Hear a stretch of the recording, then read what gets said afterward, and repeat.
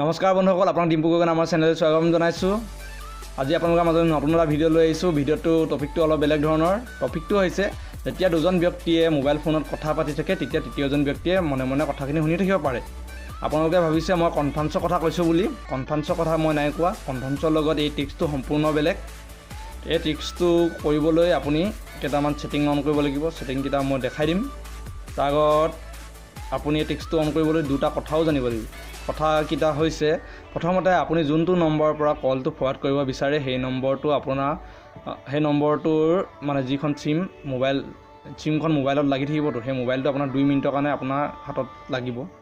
তাৰপিছত আপুনি সেই মোবাইলটোত দুটা ছেটিং কৰিব লাগিব। দুটা ছেটিং মানে কল নম্বৰ 5টা ডিজিটৰ নম্বৰ মাৰি আপোনাৰ 10টা ডিজিট নম্বৰটো কল কৰি দিলে আপোনালোকৰ হৈ যাব।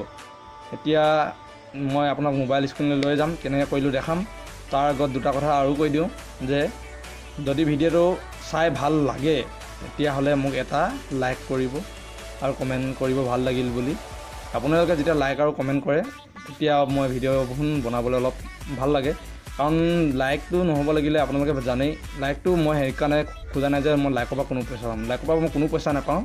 লাইকটো বছ আপোনালোকৰ মানে ভিডিঅ'টো পচন্দ কৰিছে বুলি, যাতে মই নতুন এটা ভিডিঅ' দিবলৈ মন যায়। আপোনালোকে যদি ভিডিঅ'বোৰ পচন্দেই নকৰে, হেৰিয়ে নকৰে, মই কি ভিডিঅ' বনাম? আপোনালোকৰ কথা মতেতো চব হ'ব। সেইকাৰণে আপোনালোকে লাইকটো কৰি দিব। লাইকটো কৰি দিলে ভাল লাগে। তাৰপিছত আহোঁ, আপুনি যদি মোৰ চেনেলত নতুন আহিছে তেতিয়াহ'লে মোৰ চেনেলটো ছাবস্ক্ৰাইব কৰিব আৰু কাষতে থকা ঘণ্টাটো বজাই দিব। তাৰপিছত আৰু এটা কথা কওঁ, পুৰণা ছাবস্ক্ৰাইবাৰসকলক, পুৰণা বুলি কোৱা নাই, যিহেতু তেওঁলোকে আগত ছাবস্ক্ৰাইব কৰিছে সেইকাৰণে সিহঁতক পুৰণা বুলি কৈছোঁ। পুৰণা ছাবস্ক্ৰাইবাৰসকলে যাতে ভিডিঅ'টো শ্বেয়াৰ কৰি দিয়ে তাকে আশা কৰিলোঁ। এতিয়া মই আপোনালোকক মোৰ মোবাইল স্ক্ৰীণলৈ লৈ গৈছোঁ। ভিডিঅ'টো কণ্টিনিউ কৰি থাকক আৰু শেষলৈকে চাব। আপোনালোকক দুটা ট্ৰিক্স ক'ম মই তাত, কেনেকৈ আপোনালোকে কল ফৰৱাৰ্ডটো অনো কৰিব পাৰিব, কেনেকৈ অফ কৰিব, দুটা ট্ৰিক্স ক'ম। এতিয়া মই মোবাইল স্ক্ৰীণলৈ লৈ গৈছোঁ, চাওক।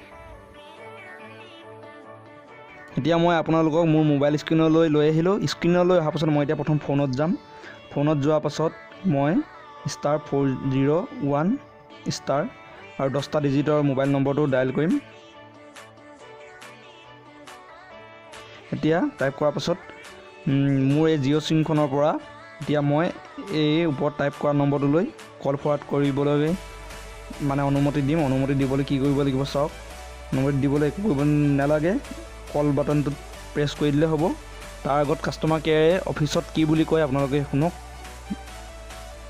शॉर्टहीन कॉल फॉरवर्डिंग एटिया अपना नंबरत सक्रिय करा होइसे। अब आपके नंबर के लिए बिना शर्त कॉल फॉरवर्डिंग सक्रिय है। Unconditional call forwarding is now active on your number. এতিয়া ক'লে যে কাষ্টমাৰ কেয়াৰ অফিচৰ পৰা শৰ্তহীন ফৰৱাৰ্ডিং কল এতিয়া আপোনাৰ মোবাইলত সক্ৰিয় কৰা হৈছে বুলি। এতিয়া সক্ৰিয় কৰি দিলে এতিয়া আমি মানে মোৰ এই জিঅ' নম্বৰটোত ফোন আহিলে এতিয়া সেই নম্বৰটোলৈ কল যাব। ইয়াত যদি ৰিচিভ কৰি যিখিনি কথা পাতি থাকে সেই মোবাইলটোতো শুনিব পাৰিব। তাৰপিছত এতিয়া এইটো অন কৰা পদ্ধতিটো আপোনালোকক মই দেখালোঁ। এতিয়া যিহেতু অন কৰিব যিকোনো কাম মানে খুলিব জানিলে বন্ধ কৰিব জনাটো উচিত বা জানিব লাগে। সেইকাৰণে মই একেটা ভিডিঅ'তে আপোনালোকক শিকাই দিছোঁ দুইটা টিপছ। এতিয়া বন্ধ কৰিবলৈ আমি কি কৰিব লাগিব, চেম একে টিপছ। ডায়েল মানে ফোনত যাম। ফোনত গৈ পিনে *402 টাইপ কৰি ডায়েল কৰি দিম। কি বুলি কয় কাষ্টমাৰ কেয়াৰে আকৌ শুনক। शॉर्टहीन कॉल फॉरवर्डिंग अपना नंबरत सक्रियहीन करा होइसे। आपके नंबर के लिए बिना शर्त कॉल फॉरवर्डिंग निष्क्रिय कर दिया गया है। Unconditional call forwarding has been deactivated on your number. শুনিলেই চাগে কেনেকৈ মানে শৰ্তহীন কলটো বন্ধ কৰি দিলে, দস্তমত মানে কাষ্টমাৰ কেয়াৰ অফিচৰ পৰা কৈ দিলে। আপোনালোকে যদি ভিডিঅ' চাই ভাল পালে লাইক কৰি দিব আৰু শ্বেয়াৰ কৰি দিব বুলি আশা থাকিল। ধন্যবাদ।